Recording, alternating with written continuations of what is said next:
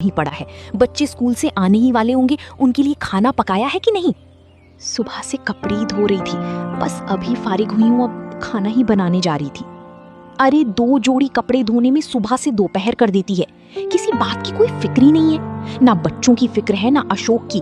खुद तो पूरे दिन खाती ही रहती है और बच्चों को भूखा रखती है।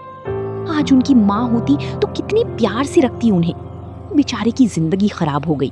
पहले पैसे मेरे हाथ में रहते थे तो बच्चों को थोड़ी बहुत पैसे दे दिया करती थी, लेकिन जब से अशोक ने पैसे तुझे देना शुरू किए हैं तब से तूने बच्चों को 1 रुपए भी नहीं दिए हैं। बिना माँ के बच्चों को कौन पूछे। पहले 1 रुपए की मिठाइयाँ खा जाते थे, अब देहली देहली को तरसते हैं। शर्मीली बिना कुछ कहे रूपाली की सारी बातें सुनती रहती है। बेचारी कभी उल्टा जवाब नहीं देती। एक कमरे में जाकर खूब रोती और अपने नसीब को कोसती, लेकिन रूपाली को शर्मीली पर बिल्कुल तरस नहीं आता। वो छिप छिप कर उसकी बातें सुना करती। शर्मीली रूपाली को देखकर कांपती रहती थी। एक दिन शर्मीली ने अपने पति से कहा, आप जरा जीजी को समझा दीजिए, क्यों मेरे पीछे पड़ी रहती हैं? तुम्हें कुछ कहा है क्या? रोज ही कहती हैं, बात मुंह से निकालना मुश्किल है। अगर उन्हें इस बात की जलन हो कि ये मालकिन क्यों नहीं बनी है, तो आप उन्हीं को रुपए पैसे दीजिए, मुझे नहीं चाहिए। यही मालकिन बनी रहे। मैं तो केवल इतना ही चाहती हूँ कि कोई मुझे ताने न दिया करे। ये कहते कहते शर्मीली की आंखों से आंसू बहने लगे। अशोक को अपना प्रेम दिखाने का ये बहुत ही अच्छा मौका मिला।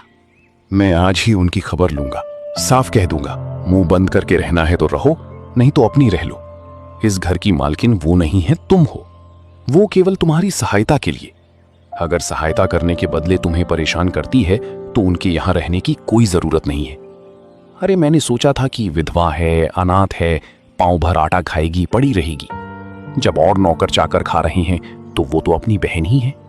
लड़कों की देखभाल के लिए एक औरत की जरूरत भी थी तो रख लिया, लेकिन इसका मतलब ये नहीं है कि वो तुम्हारे ऊपर राज करे। लड़कों को सिखा देती है कि जाकर माँ से पैसे मांगे। लड़के आकर मेरी जान खाते हैं। घड़ी भर लेटना मुश्किल हो जाता है। डांटूं तो वो आंखें लाल पीली करके दौड़ती हैं। मुझे समझती है कि लड़कों को देखकर जलती हैं। ईश्वर जानते होंगे कि मैं बच्चों को कितना प्यार करती हूँ। आखिर मेरे ही तो बच्चे हैं, मुझे उनसे जलन क्यों होने लगी? तुम्हें जो लड़का परेशान करे उसे पीट दिया करो। मैं भी देखता हूँ कि कौन आंखें लाल पीली करता है।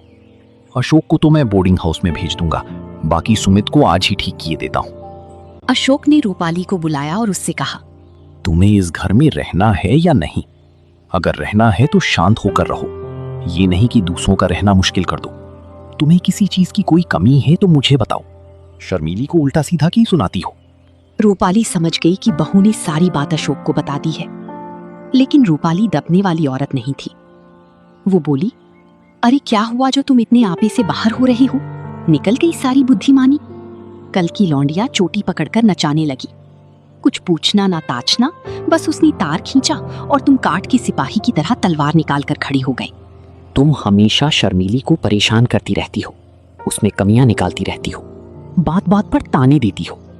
अगर कुछ सीख देनी है तो उसे प्यार से मीठे शब्दों में देनी चाहिए। तानों से सीख मिलने के बदले उल्टा और जी जलने लगता है इंसान का।